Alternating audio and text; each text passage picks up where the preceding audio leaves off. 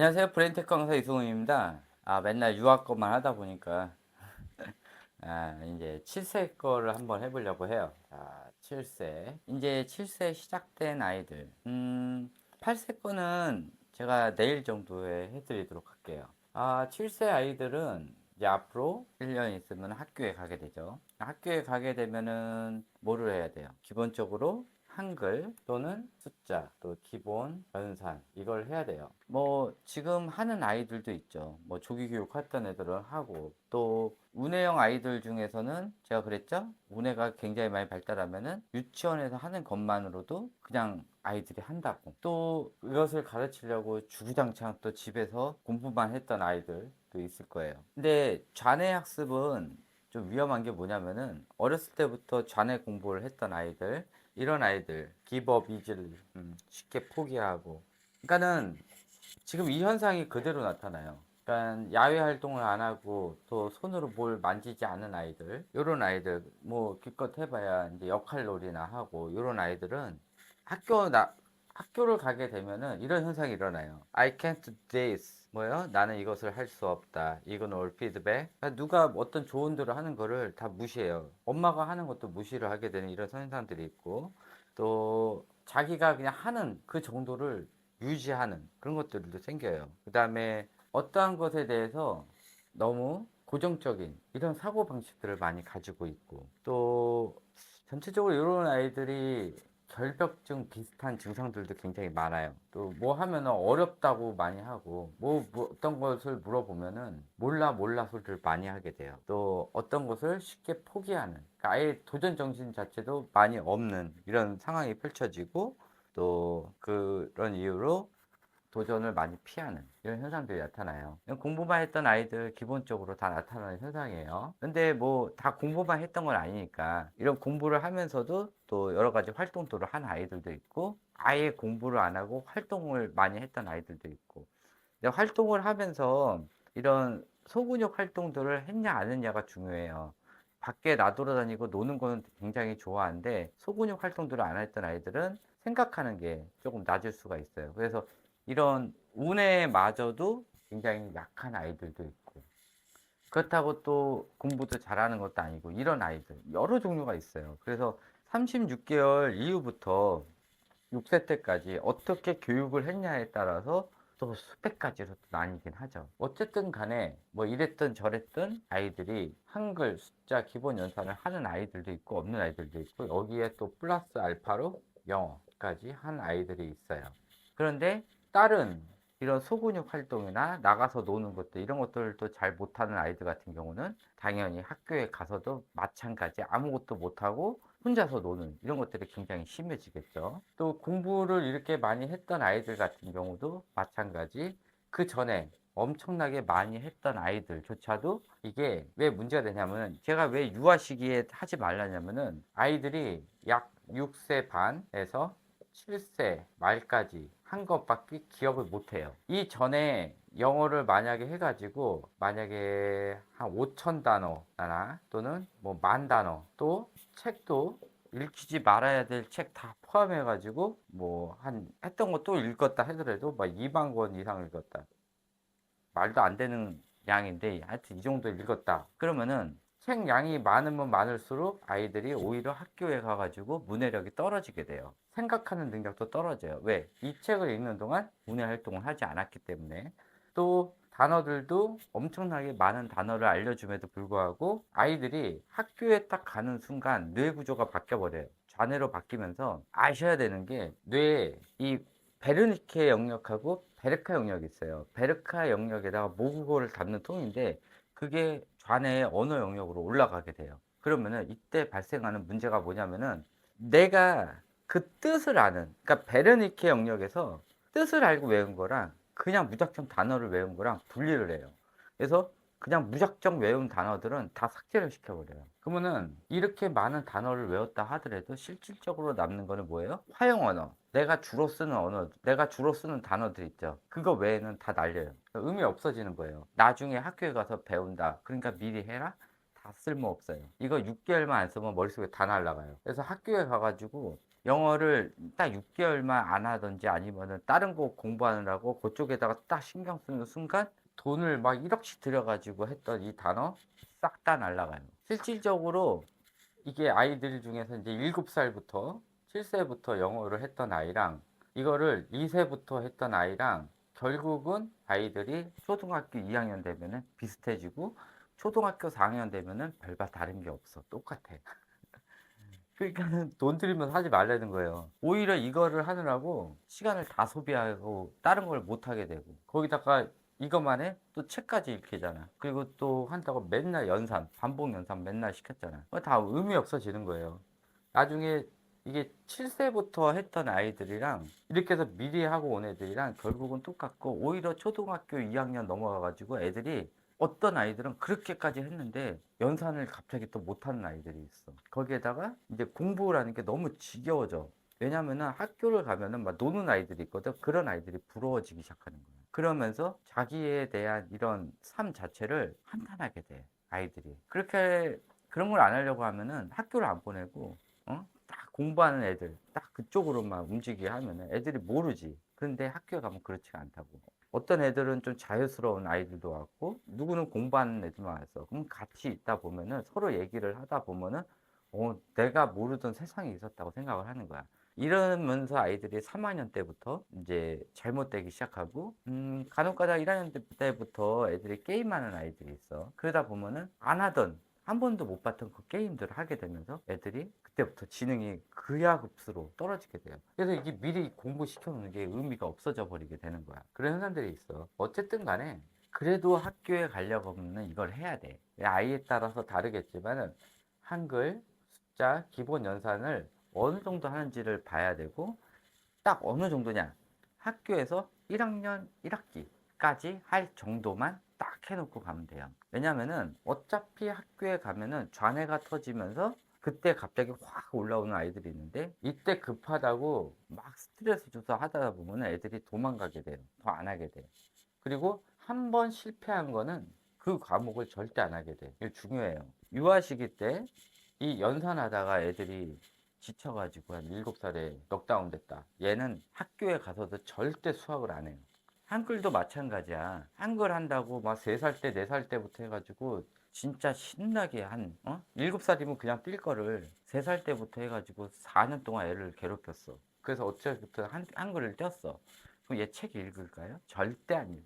절대 안 해. 그 한글에서 망쳐버렸다. 얘는 학교 가서 어떠한 공부도 하지 않아요. 그러니까는 7세 이전에 만약에 한글을 너무 애들하고 질리겠다. 그리고 마찬가지, 책을 아이가 원치 않은데 너무 많은 양의 책을 읽히면서 학습 공부를 시켰다. 얘 학교 가가지고 거의 대부분 공부를 안 하게 돼요. 숫자도 개념을 알고 시작을 해야 되는데 당장 시작부터 연산학 숙제 하나 있잖아. 연산부터 시작하게 되면은 덧셈 뺄셈을 하는데 그 수의 양의 크기를 몰라. 그러니까는 7 더하기 2는 군지 아는데 2 더하기 7은 몰라.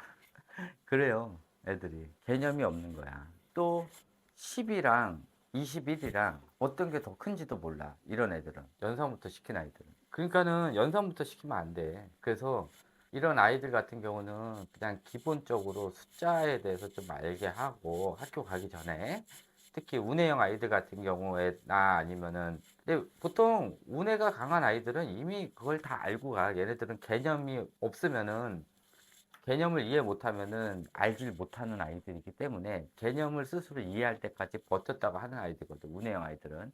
근데 뭐 잔해형 아이들 같은 경우는 이미 연산 다 끝났지. 그러니까는 뭐 마음 놓고 이제 더 이상 올라갈 수도 있단 말이야. 근데 그렇게는 하지 말라는 거야. 잔해형 아이들 같은 경우는 이거를 선행하고 가잖아요. 그러면 학교 학습이 재미없다고 그냥 가가지고 대충 놀다 와. 그러니까 자기 주도를 망하게 하는 지름길이에요. 그러니까 너무 많이 하고 가는 것도 안 좋아. 그래서 딱 1학년 과정까지만 끝내고 가. 1학년 과정. 더 이상 하지 말고. 그리고 1학년 때, 1학년 1학기 거부터 이제 조금 그 우등생 정도 문제집으로 일단은 가볍게 1학년 때는 싹 예습 복습을 하고 가는 거야. 쉬워. 그래도 예습 복습을 정해진 시간에 해줘야 아이들이 자기주도 학습이 돼요. 실세에는 그렇게 많이 시키지 말고, 나 한글도 안 돼? 그러면은 이때는 어쩔 수 없이 제가 싫어하는 플래시카드를 써야 돼. 플래시카드를 쓰고 또 돌아다니면서 간판 글씨. 근데 절대 강압적으로 하지 마세요. 그냥 재미삼아 하루에 그냥 한 30분 정도? 그다음 밖에 돌아다니면은 그냥 돌아다니면서 그냥 간판 글씨 읽으면서 돌아다녀. 저건 뭐지? 저거는 뭐지? 막 이러면서. 그리고 책을 볼 때도 책은 뭐 7살 때부터 동화책 봐야 돼요. 동화책. 동화책 중에서 전래동화. 과학 그런 거 보지 마요. 전래동화를 보는데 전래동화 제목 있잖아요. 제목 위주로 제목은 읽어줘요. 7세부터는. 그리고 안에서 계속 반복되는 것들 나오는 거 하든지 아니면은 이런 책 말고 아이들이 그나마 좋아하는 책들이 있어요. 아이가 만약에 공룡을 좋아하거나 또 자동차를 좋아하거나 또 기차를 좋아한다. 또 아이들 여자애들 같은 공주를 좋아하잖아. 그러면 이런 거에 관련된 책자를 구해와. 보통 아이들이 좋아하는 책자를 구해와서 그쪽 위주로 많은 책을 읽어주면은 애들이 금방 또 한글을 떼요. 이런 방식으로 하는 거예요. 그리고 절대 아이보로 읽으라고 하지 마세요. 아이가 한글을 떼는 순간 제일 싫어하는 게 자기가 읽게 하는 거예요. 그리고 한글을 떼는 순간 읽게 하잖아. 그러면 애들이 오히려 문해력이 떨어져요. 그래서 한글을 떼면은 그때부터 본격적으로 엄마가 하루에 3권에서 4권 정도 읽어주세요. 자, 영어는 하지 마세요. 아이가 한글을 못하는데 영어를 하면은 애들 그냥 너 공부하지 마 그 소리랑 똑같아. 그래서 엄마들이 참 답답한 게 아이들이 한글을 모르는데 영어 ABCD부터 가르치는 이런 엄마들. 얘네들이 대체적으로 보면은 학교 가가지고 국어 공부를 못 해가지고 결국은 3학년 되면은 모든 학습을 다 접어요. 농담 같죠? 진짜 그래요.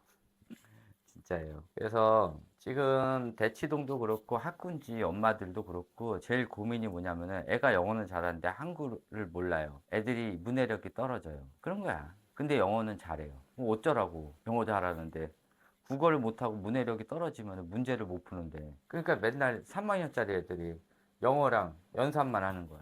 사회? 못해. 국어? 못해. 그리고 수학 문제도 주관식 문제는 못 풀어요. 서술형 문제 못 풀어. 그냥 연산만 나오는 것만 풀어.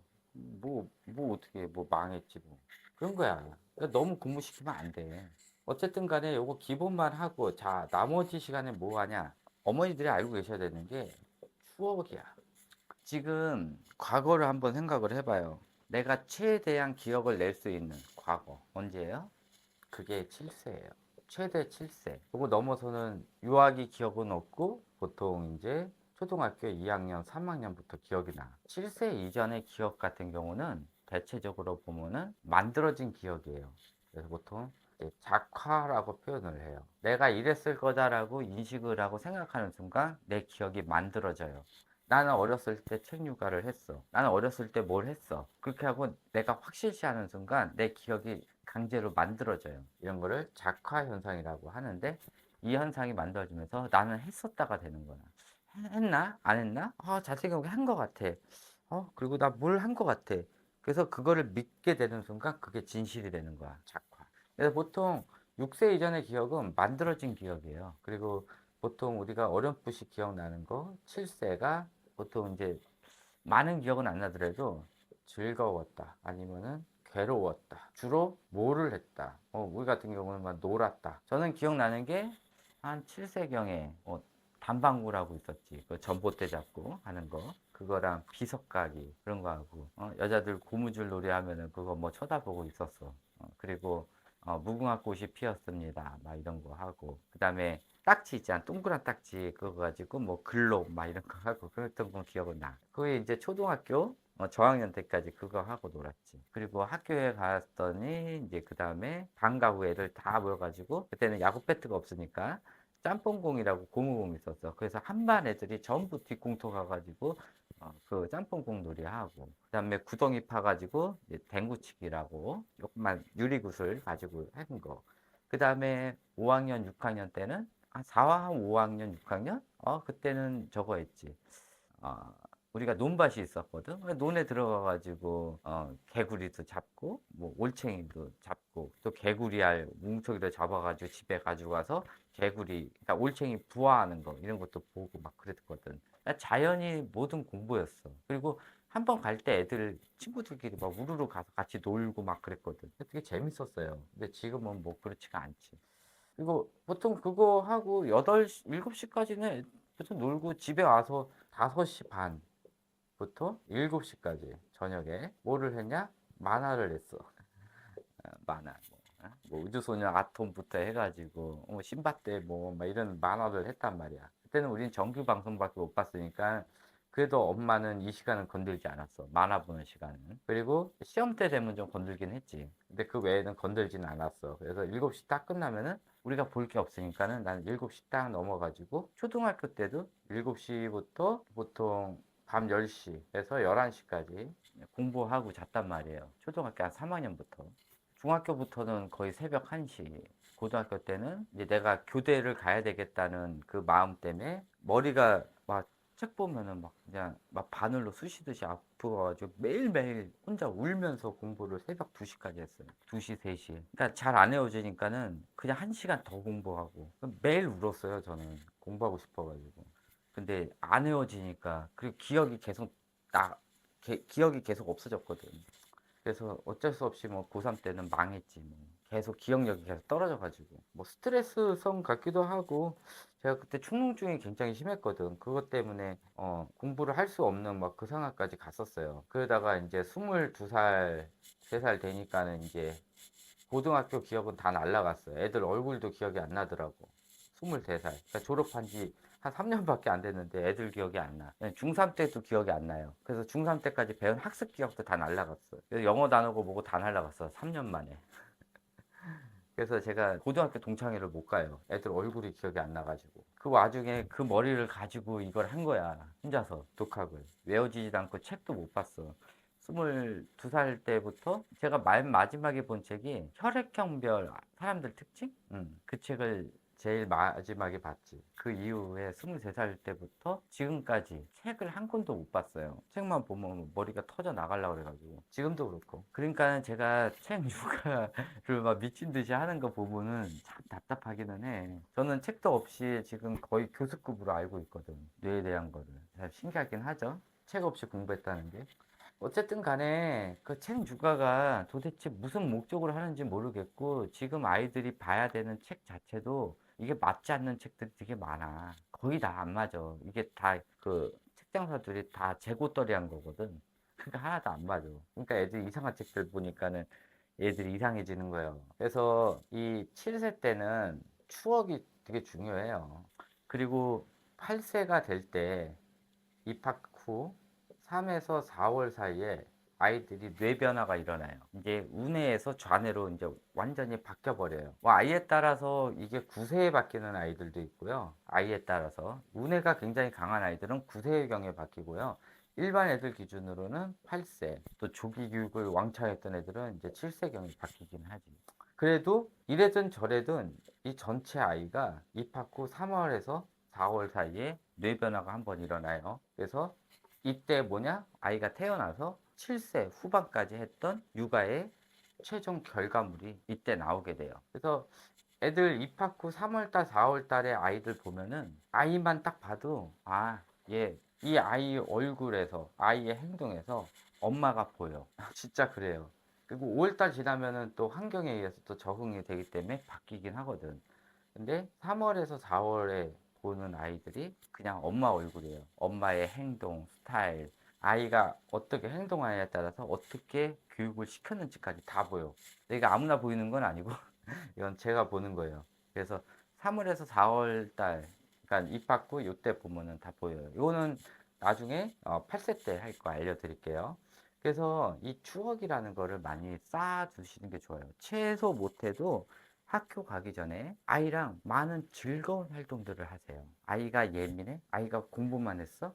그런 거 신경 쓰지 마. 아이랑 최소한 나는 어렸을 때 공부만 했다라는 기억보다는 그래도 마지막으로 학교 가기 전에 엄마랑 아빠랑 가족이랑 즐겁게 보냈다. 요 기억이 남게 해주는 게 제일 중요해. 그리고 이 7세 때 사진, 동영상 꼭 남겨두고 요 사진은 다 인화해서 다 뽑아놓고 아이 앨범으로 남겨주세요. 중요해요. 아니 애들 사진을 어무블나게 찍어놓고서는 왜 엄마 그 엄마 핸드폰에만 저장해 놓냐고. 애들은 나중에 나이 먹어가지고 자기 사진이 하나도 없어. 이게 뭐냐고 이게. 실컷 동영상 사진 다 찍어놓고 아이는 정작 못 봐. 그 앨범에다 뽑아놔. 어? 동영상 보여주지 말고 인화해서 해. 그러면 인화한 거 보는 건 상관이 없어. 그 휴대폰으로 보지 말라는 거지. 인화해 놓은 건 봐도 돼. 그래서 혹시 사진이 있으면은 과거 어렸을 때부터 사진 다 뽑아가지고 앨범첩에 나이별로 좀 모아놓던지 그렇게 해서 앨범첩을 좀 준비를 해가지고 그것도 좀 보여주고 그렇게 하라고요. 그래서 아이랑 추억을 쌓고 요거는 기본적으로 1학년 1학기 것까지만 하고 간다고 생각해서 느긋하게 1년 동안 하세요. 느긋하게. 그리고 요때 아이들 좌뇌가 터지니까 이때 터지고 나서 갑자기 있는 아이들이 있어. 그러니까는 그걸 좀 보시면 돼요. 그리고 아이가 이제 처음에 더듬더듬 있는데 또 급하다고 또 막 하지 말고 또 아이가 읽으면은 보통 이제 쓰기부터 바로 하는데 자, 이게 제일 중요한 거예요. 쓰기 할 때 순서 한 개도 안 중요해. 그냥 쓰기만 일단 하면 돼. 순서 하나도 안 맞아도 상관없어요. 어차피 1년 넣으면 제대로 써요. 이 쓰기 시작해서 원래 정상적으로 쓰기까지가 1년 걸려요. 그냥 놔두면 1년 걸려. 그러니까 신경 쓰지 말고 받침자? 그럼 신경 쓰지 마. 이제 재밌어서 쓰기 시작하는데 왜 받침자 신경 써? 그냥 냅두면은 알아서 해. 그러니까는 신경 쓰지 마요. 늦게 배운 애들. 이거 그 전에 뗀 아이들도 마찬가지야. 절대 쓰기, 순서나 받침 이거 신경 쓰지 마. 그냥 냅둬요. 연산도 그냥 기본적으로 한 자릿수 덧셈 뺄셈 하면 끝내. 더 이상 할 필요 없어. 이거 두 자릿수 덧셈 뺄셈은 학교 가서 해도 돼. 시간 날 때. 그렇게 해도니까 아무 상관없어요. 그래서 그동안 못했던 추억이나 아니면은 이제 놀이, 그다음에 소근육 활동 이런 것들 또 많이 하고 체력이 약한 애들은 체력을 올려줘야 돼. 왜냐하면 학교에 가면은 체력 소비가 더 심하거든. 그래서 집에서 공부만 시켰던 애들이 체력이 약해가지고 집에 와가지고 공부도 못하고 그냥 뻗는 아이들이 있어. 그래서 어차피 놀이 활동을 하면 애들이 체력이 올라가거든. 근데 워낙에 또 에너지가 높은 애들 같은 경우 있잖아.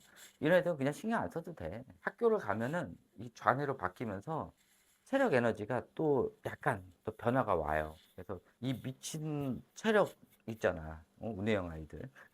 그게 학교에 가서도 막 그러진 않아. 그러니까 지네들이 또 힘들면은 엄마 나 운동할래 뭐 할래 이런 얘기 그럼 보내. 그래서 거기서 조금 더 하라고. 왜? 이 체력이 많던 게 학교 간다 갑자기 훅 줄어드는 게 아니거든. 근데 좌뇌 쪽에 에너지가 많아지면서 학교에 가면은 좌뇌 쪽에 에너지가 많아지면서 운해 쪽 에너지가 좀 줄어들게 돼요. 그러면 애들이 조금 얌전해져. 그런 건 있어요. 그래서 어쨌든 7세에는 뭐 하라고? 추억을 쌓고 추억에 관련된 사진 앨범첩을 만들어줘요. 그리고 혹시나 한글을 하더라도 쓰기 순서 신경 쓰지 마시고 아이랑 많이 놀고 또 기본 연산만 딱 시켜 한 자리에서 그 다음에 더 이상 시키지 마세요. 자, 여기서 제가 5천만 원 손해를 봤던 다 재능 내가 네, 그래. 여기만 생각하면 내가 진짜 막 혈압이 올라. 근데 어쩔 수 없어. 왜 소개시켜주냐? 학습지가 좋으니까. 그냥 딱 두 개만 해. 재능, 수학. 이거는 꼭 해. 언제까지? 5학년 때까지. 더 할 수 있으면 더 해도 돼. 근데 더 해봐야 가르칠 수 있는 선생님이 없어. 선생님들도 싫어하고. 저는 요거 고등학교 2학년 때까지 애들 재능 수학 다 해줬거든요. 애들 졸업하는 것까지 봤어. 애들 재능 수학 하면서. 제가 해주면서 고등학교 2학년 것도 제가 첫 번째부터 마지막 분야까지 다 풀어줬거든. 그다음에 또 뭐를 하냐면 재능 피자. 이거는 만약에 선생님이 마음에 안 들면은 교재만 받아서라도 해요. 그러니까 재능 수학 진단에서 하는데 요거는 언제 하냐면은 수세기부터 나오면 좋아요. 이거는 이미 10짜리 덧뺄셈을 한 아이들도 마찬가지야. 수세기부터 다시 차근차근 하는 게 좋아요. 그리고 재능 피자는 이거는 무조건 5학년 때까지, 5학년 말까지 하는데 목표를 뭘로 잡냐면은 마지막 H등급을 3번 보는 거를 목표를 잡아요. 그래서 H등급을 3번 보는 애들은 대체적으로 이제 머리가 똑똑한 애들. 그다음에 H등급을 2번 보는 애들은 이제 곧 미치겠죠. 그다음에 H등급을 간당간당 끝냈다. 이런 애들은 이제 좀 평균. 또 아이들 중에서 피자 딱 했다가 나 싫어 그런 아이들이 있어. 대체적으로 공부 학습 위주로 했던 아이들은 이런 애들은 어려운 걸 싫어한다 그랬잖아.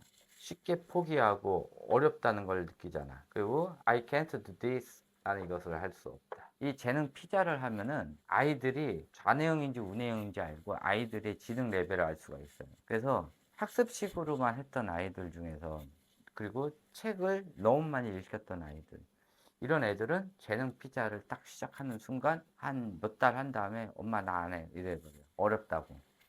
마찬가지 재능 국어를 시켜도 못해요. 그러니까 얘네들이 진짜 쉬운 땡문 학습지로 들어가는 거야. 전부 땡문 학습지 하면은 얘네들이 거의 다 보면은 좀 낮아. 얘네들은 절대 재능 거를 할 수가 없어요. 재능 거를 하려고 하면은 최소 못해도 평균 지능 이상이 나와야 되고, 평균 지능 이상에서 재능 거를 풀었을 때 약 90점 이상. 90점 이상이 나와야 애들이 평균 지능 이상이 돼요. 근데 뭐 땡문 학습지 것만 하면은 애들이 100 이하 정도로 보시면 돼요. 뭐 땡높이 같은 경우는 이제 학교 학습 위주로 좀 나오긴 하지. 이제 그대로 나오는데 그게 이제 뭐 옛날 얘기니까. 그러니까 옛날 우리 제가 십몇 년 전에 했을 때 수준이 그 정도였는데 지금은 전체적으로 아이들 IQ 수준이 낮으니까. 그리고 저기 뭐야 학군지에서 테스트하는 웩슬러는 다 가짜예요. 뭐 뭐 아무나 보면 다 애들이 130이래. 말도 안 되는 소리. 130이 그렇게 흔해? 제가 이렇게 아이들 상담했어도 내가 130, 진짜 130 이상 아이들을 딱 한 명 봤어. 나 같은 사람들도 한 명 봤는데, 아니, 무슨 대치동 가면 전부 다 130이야. 말도 안 되는 소리 하고 있어. 그러니까 학군지에서 하는 건 다 가짜니까. 그리고 그 KG도 그쪽 학습에 맞게끔 애들을 맞춘 거지, 실제 IQ가 아니에요. 그래서 우리나라 웩슬러는 좌뇌 편향적이기 때문에 좌뇌 편향적 교육만 시켜도 그냥 IQ가 130이 넘어. 근데 우뇌 IQ가 굉장히 높더라도 이런 학군지에서 테스트하면 얘네들 다 90, 평균 90이야. 웃긴 거지. 우리나라 웃긴 거야. 이거를 외국에서 테스트하면은 외국 애들은 운해 쪽을 많이 테스트하니까 얘네들이 IQ가 높게 나온단 말이야. 근데 외국에 있는 애들을 전부 우리나라 기준으로 테스트하잖아. 그건 우리나라 빼고 모든 외국인들이 IQ가 다 70, 80이야. 우리나라가 웃긴 거예요. 그러니까 애들 때 제발 웩슬러 테스트 하지 마, 좀 제발. 굳이 한다면은 7세 말 이때 IQ 테스트 하는 게 아니라 그냥 해. 동네에서 하지 말고 병원 가서 해. 테스트 해가지고 그냥 확인용이에요. 우뇌가 얼마나 발달했나 그걸만 보는 거예요. 우뇌만. 좌뇌는 어차피 아니니까 우뇌만 발달. 근데 우뇌는 낮고 좌뇌가 굉장히 높아. 얘는 큰일 난 거야. 그래서 그 학군지에 가가지고 애들이 뭐 130이다.